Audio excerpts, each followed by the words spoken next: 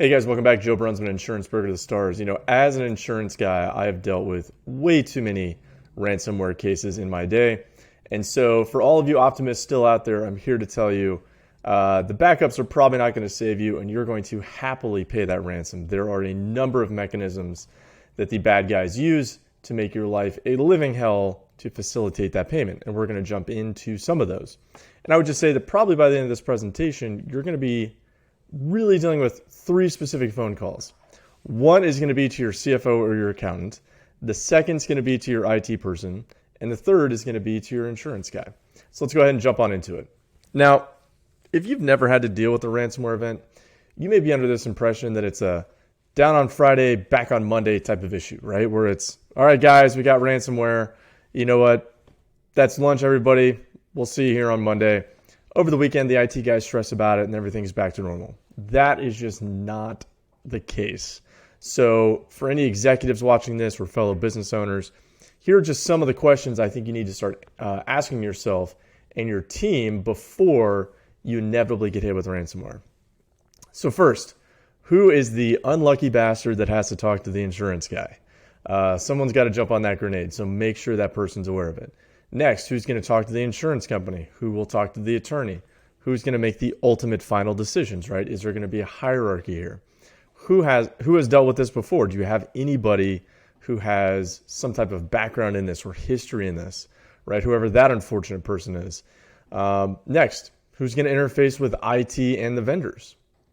Moving on, who's going to deal with public relations, crisis management, angry clients, the sales department? Break the news to the investigation, investors, regulators, board of directors, media, so forth and so on.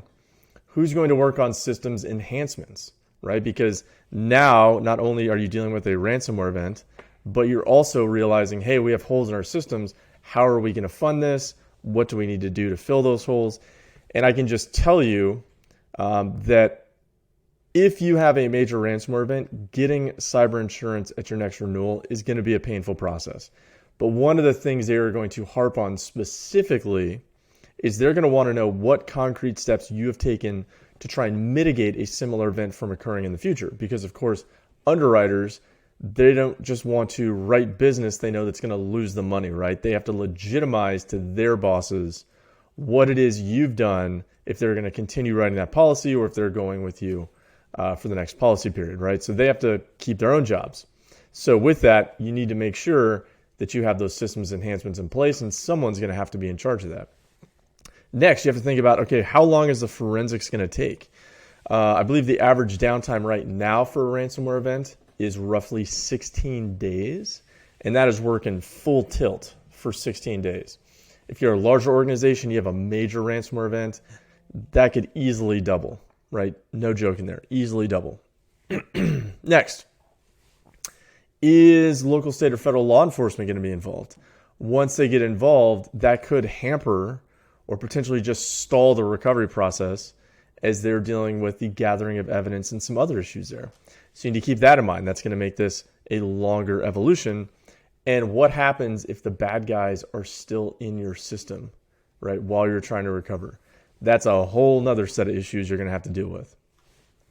Now let's talk about those backups, because a lot of business owners go, I know ransomware is a problem.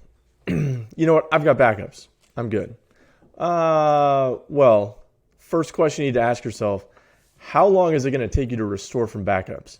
So if you have like 100 petabytes of information sitting on some cloud server somewhere, I mean, it's good that you have that information. Just sit down with your IT guy and go, okay, how long is it actually going to take to restore that much information over potentially a copper wire or even a fiber optic line? That could take a really, really long time. Might not be the amount of time that you would find, let's say, adequate under the circumstances. But shockingly, people just never do that calculation. Next, what happens if your backups are compromised and thus unusable?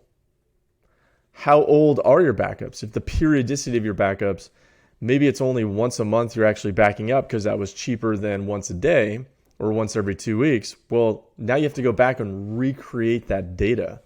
And that's not really an insurance issue per se. It's just a giant pain you're going to have to deal with. And there could be some proprietary information or contact information in there For your sales department, that's potentially just gone forever. Next, are your backups even functioning? So I've actually dealt with this before, where one of my clients, they had a ransomware event. They'd actually fired their IT guy about the week before. And would you believe that backups had never been initiated? So they thought they had all these backups. Turns out it never actually occurred, right? So you're going to want to check on that. What do you do if your backups are encrypted or just entirely deleted, right? So there could be a situation where you have, let's say, an attack loop. So that ransomware strain is just sitting dormant in your backups. And then the next 30 days, it's going to hit you again. So I actually had a firm come to me once and they said they'd been hit 3 times with ransomware in the last 90 days because they just really kind of tried to cheap out on the recovery process the first time. And the second time, they didn't really understand what was going on. And by the third time, they didn't really have any money left. So you don't want to have to deal with that. But bad guys, obviously, they know what the game is that you're trying to play, right? They're saying, hey, if they can just go to backups and negate the possibility that we're going to recover some multi-million-dollar payout, well, then we're just going to go after those backups first, and we're going to encrypt those first or just delete them outright. Next, how extensive are your backups? You have to really just work with your IT department, right? Work with your MSP.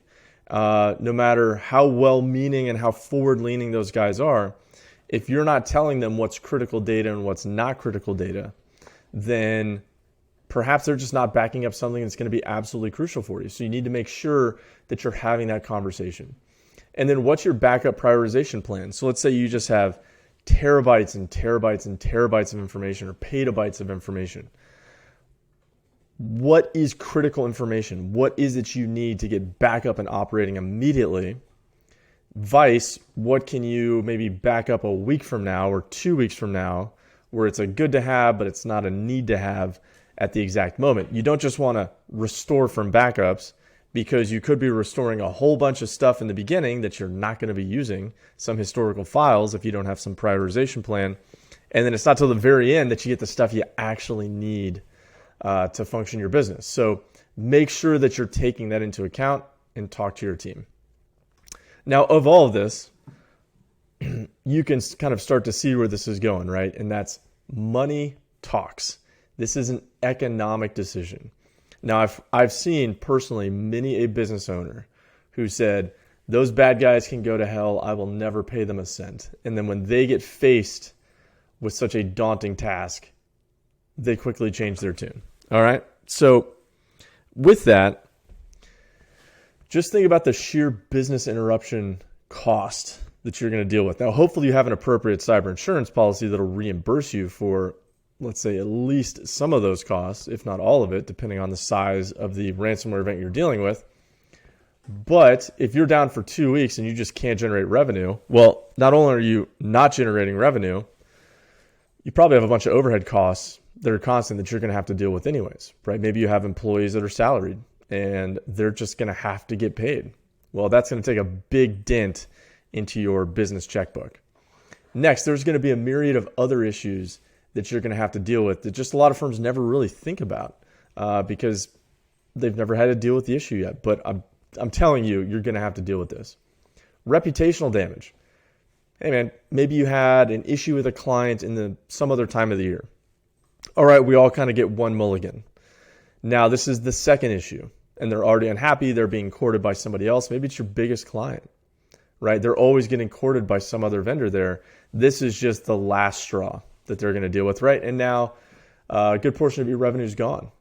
Contractual obligations and deadlines. So that's also part of it as well, where you could now be in breach of contract if you're like, hey, you know what? Come hell or high water, we're just going to restore even if it takes a month. Maybe you have a deadline in the middle of that and you need those systems back up and operating.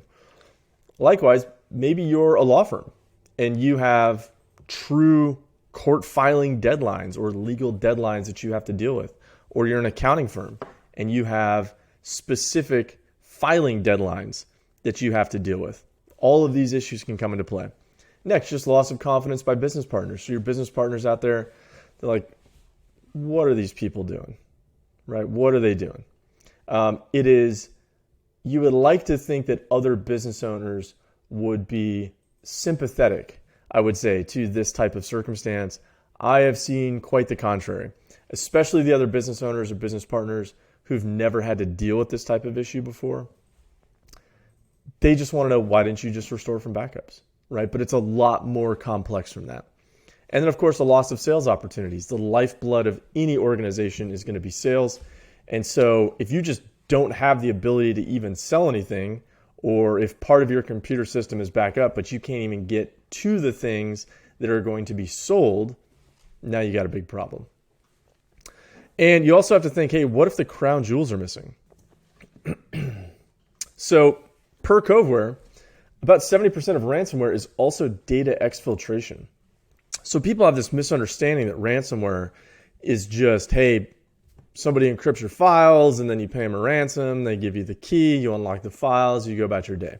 No, because one, there's going to be a lot of data destruction. That's just part of that, especially with the less experienced bad guys that are out there. But also, they know what the game is, right? They are always just about 2 steps ahead of us. So they understand, hey, we're just going to steal data as well as hitting them with ransomware. So you have to start asking yourself, what type of data do you have on your systems? And that may sound like a preposterous question, but I would say probably less than half the executives that I've spoken to about cyber insurance actually know what types of data they have on their systems. You're going to have to go out to your entire organization and say, what are we storing on our systems? Do we have a bunch of historical data that we just don't need anymore that we can get rid of? Okay. Why has that been there for the last 15 years? Well, we just kept backing it up, and nobody ever told us to get rid of it, so we just kept it there. You could have PII, PCI, or PHI. So obviously, if you have that type of information, you should know what you have. Please look at the appropriate statutes and regulations on how long you have to keep that data. If you can get rid of something, please do. But there's always going to be those businesses out there that go, hey, you know what? I don't have social security numbers. I don't have credit card numbers. I don't have healthcare records. So what do I care? Well, there's a whole bunch of information you probably don't want out there. Vendor lists, customer information, sales information, including invoices to those clients, proprietary information and research, trade secrets, sensitive emails, future plans, non-disclosure agreements. A whole bunch of things that if they were just leaked onto the internet and your competition could just search for it, they could probably find a whole bunch of juicy details and then immediately just start undercutting you at every single client you have. Not a position that you're going to want to be in. In addition, there are going to be other complications you have to deal with. And you can see where what we've done is we've taken this idea of, hey, simple encryption, pay a bad guy some cryptocurrency, get the key back on Monday. There's way more to this. Okay, so if you don't pay, the bad guys are going to put the screws to you. So they could also release your details to the media. We've seen that. Threaten to leak your data on the dark web. So all the information you have, they can just leak it out there to all the bad guys. They can also leak it out just on clear websites. So all that information can be indexed by search engines and people can just find their own information out there. They can use the information to go and specifically attack your clients. All right, so that's not a position you want to be in. In certain circumstances, you may have usernames or passwords into your client systems. And if they get a hold of that, they're going to go after your clients. Get ready for that lawsuit. And we've seen where they personally threaten individual clients with additional ransoms. So there was this kind of famous case where I believe it was a psychiatrist's office. They got hit. They refused to pay the ransom. And so to encourage that ransom payment, they just decided, they were like, hey, you know what? We don't care about the office anymore. We're going to go after these individual clients. We're going to take all their psychiatric information and we are going to contact them directly and say, hey, if you don't pay us $500, we're just going to put this on the internet where anybody can see it. And surely you don't want to see your name and your medical record available for, let's say, potential employers to see. If they just search for your name, that would be potentially catastrophic. Or maybe you're a public figure, or you have clients that are public figures, and if that information got out, that would also be catastrophic. Once again, get ready for that type of lawsuit. And moving on, Dealing with OFAC sanctions. So I have an entire video on this. I'll link to this right above, where just trying to deal with all of these sanctions currently, it's just making everything harder, and the downtimes are getting longer because no insurance company wants to deal with being sanctioned by the United States government. That's just something you can't even control. So I'm going to assume, I'll give an educated guess that 16 days is probably much longer at this point. And I've alluded to it before, but all these third-party liability issues. So let's look at the Colonial Pipeline matter. And everybody was up in arms when, within hours of getting hit with ransomware, Colonial Pipeline that transports, I believe, the majority of fuel to the eastern seaboard, had already started with the negotiations to pay the ransom, and everybody was up in arms. But think about it this way. A wrongful death suit is, I think, on average about $650,000 US. So what happens when grandma can't get to dialysis because there's just no fuel to buy, and therefore she dies of complications? Or somebody gets in a car accident and the ambulance just doesn't have fuel. There's just nobody to come and get them. Or the local fire department or the local police department, they just don't have any fuel. They can't go anywhere. Right now we're going to see wrongful death suits. There's that third-party liability issue there, as well as some of those like contractual issues and deadline issues we talked about before. You could also be dealing with other issues like cryptojacking, bricking, legal requirements. Someone's going to have to deal with that. If there's an exfiltration of data, now you have a ransomware event and you have a potential data breach on your hands. Bad guys have also been known to reset the admin passwords. So even if you do start restoring the backups, your admin gets back in there, your IT guys, and all of a sudden they can't even access their systems. So the bad guys are very, very tricky and very good at this. There's also just permanent destruction of data that's going to be part of this. And that's something where, maybe insurance just can't help you. And if they encrypted your backups, even if you pay the ransom, there could still be some destruction of data. All right, that could be crucial information. And then also, they have personally gone after senior executives. They have called them on their work phones. They've called them on their personal cell phones, left them voicemails threatening to release their personal information and the information of members of their family if they have it as well. So imagine you're the CEO of an organization. You're dealing with all of this for the first time, as is most of the rest of your organization. And then suddenly you get a voicemail on your phone. It's some bad guy from some third world country with some voice modulation in there. And he's like, "Hey, Dan, I know that you and your wife, Megan, and your 4 kids, well, you should really pay the ransom, because if you don't, I have all of your social security numbers that were in the files here, and I'm just going to release that on the internet." So now you're looking at potential life destruction and a whole nother series of headaches just for you as a senior executive. And they will also, to encourage faster payment, they will just hit your website with a denial of service attack. So, with that, just kind of a quick warning on the cyber insurance side. So before you think like, hey, well, maybe I don't have the backups, but now I have the cyber insurance, so that's just going to take care of everything. Out on Friday, back on Monday. It's getting more complex. Obviously, cyber insurance companies are losing phenomenal amounts of money dealing with this, as are businesses in general. So there's a couple things I think you need to look out for. First of all, keep an eye on that extortion sublimit or ransomware sublimit. You'll see here this was $1 million quote, and that extortion sublimit was only $100,000. Now I can just tell you, $100,000 in a ransomware event, that's just not going to cut it. All right, if you have that in your policy, you could be looking at pretty significant out-of-pocket costs if you were to be hit with a ransomware event. So just to kind of put it in perspective, average forensics, I think going rate right now is something like $800 to $1,200 per hour, and they generally charge you in 20 or 40-hour blocks, depending on the organization. If you're not willing to pay that because you don't have cyber insurance, or you don't have enough cyber insurance, you got to go out of pocket, they'll probably just tell you to kick rocks because they got 100 people in line behind you that need that same service. Next, critical vulnerability exclusions. So what you're going to see here, you can obviously pause the video if you want to. But effectively what this states is, hey, if there's a critical vulnerability that's above a certain level and you don't fix that vulnerability within 14 calendar days of the issuance of that patch, we're not going to cover that event. If that's the reason that all of this went down, we are not going to provide coverage.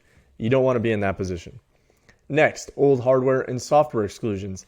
This is even harder just kind of given, well, one, inflation, and two, supply chain issues. What they're saying here is, hey, if you have any hardware or software that's no longer being supported, and that's the avenue of intrusion for these bad guys to hit you with, in this example, ransomware, they're just not going to pay for that claim. All right, so you need to take a look at that. And then zero-day exclusions. This is a really painful one. Recommend you steer clear of this. But hey, if there's a zero-day exploit of your systems, that means it's an exploit that nobody knows exists until it finally hits the wild. Well then, hey, there could just be no potential coverage for that. All right. So these are things that I've had business owners come to me and they say, hey, we had no idea this was in our policy. Our insurance guy didn't read the policy.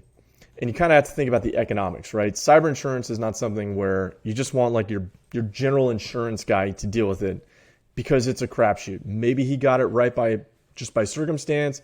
Maybe he didn't. But when you look at the economics of that policy, let's say you're a small business. That's a $2,000 policy. And then that brokerage or that insurance agency, maybe they get 10% of that and the individual insurance guy gets half of that. So you have a $2,000 policy, something that could potentially bankrupt your business that's highly crucial that you get it right. Maybe at the end of the day, that insurance guy makes $100 a year off your policy. Now let's say you have an 80-page policy. You think he's going to comb through that thing or build up the expertise? Does he understand fundamental IT or cybersecurity law or insurance law? All questions you need to ask yourself. Please make sure you're doing your own due diligence. All right, with that, moving forward here. I judge no one for paying the ransom. All right, there's just way more to this. So it's very easy for some FBI guy who gets paid on the 1st and the 15th, no matter what, World War III could break out. He's still going to get paid on the 1st and the 15th saying, hey, never pay the ransom. Well, yeah, all right.